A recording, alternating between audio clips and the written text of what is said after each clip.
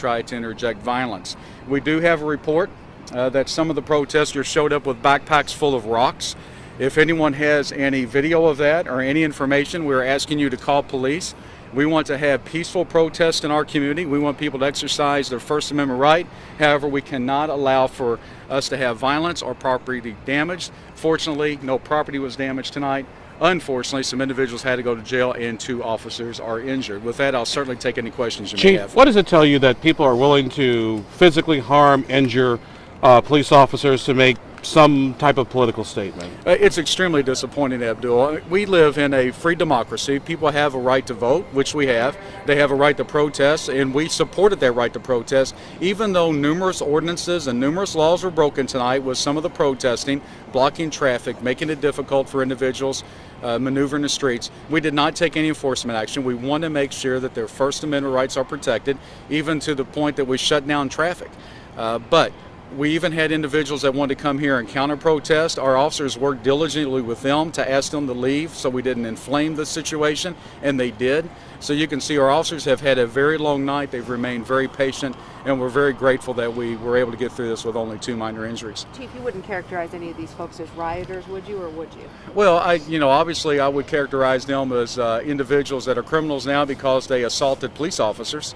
They were trying to, we believe, cause a riot or that type of situation in our city. And I think that says a lot about the response of the police department. It also says a lot about the other protesters that did not participate in that type of activity. So you wouldn't say it got to the... No, it was a small incident of violence at that time where rocks were thrown, but it's still an act of violence that can't be tolerated in the city. Chief, do you have any more information on the extent of the injuries for those officers? Right now I'm just told it's very minor. I'm not sure they'll even go to the hospital to get checked out. It's my understanding that even though they were injured, they continued to man their post and work throughout the rest of the night. As far as I know, they may still be working right now. And do you know the hometowns of the gentlemen arrested? No, I don't have that. We will make that available to you. The other thing we're asking for is that we are getting reports that they were passing out some literature.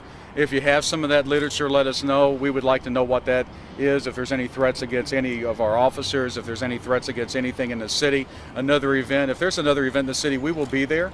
We will be there like we were today, protecting people's First Amendment rights, shutting down traffic, whatever we need to do. But we have to say as a city, no matter where you stand politically, that we are not going to tolerate violence in our city. We're not going to tolerate violence against the police. And fortunately tonight we didn't have any property damage that we know of. We'll continue to look throughout the city, but right now it looks like we had a minor incident, a very long protest, but right now it's a peaceful downtown. People are still going about business, and quite frankly, a lot of people didn't realize that this was going on throughout the city. Does it worry you? Yes, there were some pepper balls that were launched into the crowd when the rocks started being thrown. That seemed to subdue the crowd a little bit. It got a little tense there for a while.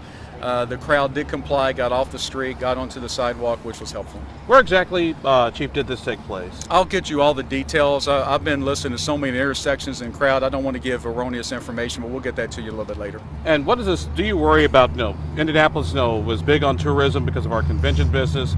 We had people here out of town. Do you worry that, at least in the short run, this is going to be sort of the new norm that you folks are going to have to worry about? Well, I hope not. And I think that we have a long history here of Indianapolis of having peaceful demonstrations. I think that'll continue. We can't let our city be tarnished over 7 arrests. I mean, this is a handful compared to the amount of people that came here and used their First Amendment right, and they did it the right way.